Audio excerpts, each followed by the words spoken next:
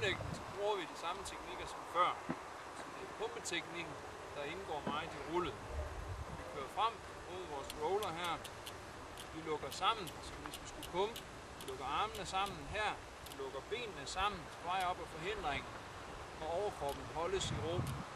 Når vi kommer herop til, så holder vi forhjulet op ved hjælp af armene, og vi fortsætter hen til toppen af forhindringen. Og så først, når vi kommer ligesom i pumpeteknikken, så skubber vi fra ved at strække benene ud og kører nedad her. Armene holder fortsat forhjulet op. Vi kører frem til næste forhindring.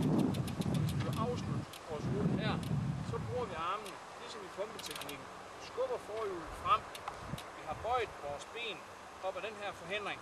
Og først når baghjulet er her, begynder vi at strække benene ud og få fart fremad. Så har vi her på det første, der er en speed jump, og så kommer rullet. Så har vi speed jump på den roller, og et rull på step up'en. Så har vi speed jump på rolleren, og rull på step up. Og vi er sådan her på rolleren, og flot hæng.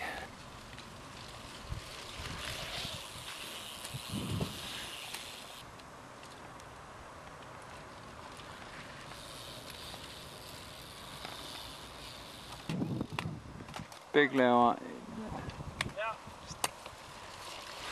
speed jump, ruller,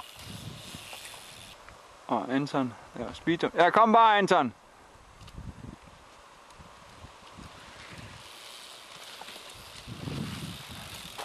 Starter vi. Begge speed jumper og ruller. Speed jump. Ja. Speed jump på den første forhindring her. Og rul. Det er godt det. Kom bare, Anton.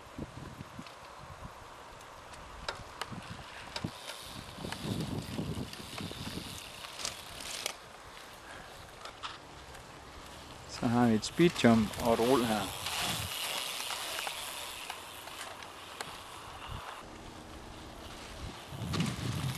Speed jump, rul, ja.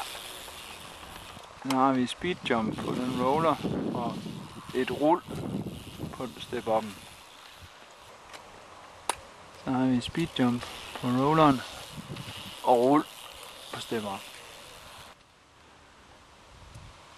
Og vi er sådan her på rolleren, og flot hæng.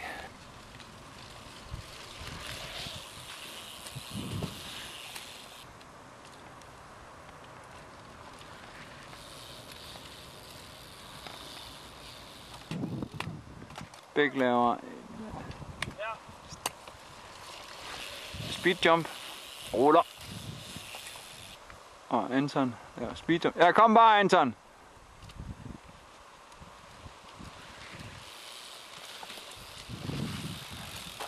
Starter vi.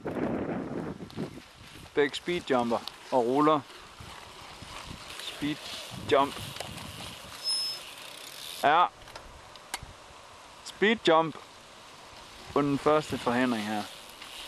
Og rul. Det er godt det. Kom bare, Anton.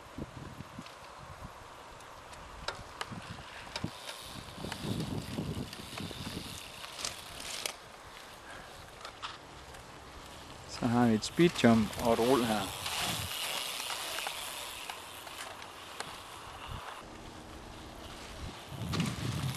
Speed jump, rul, ja.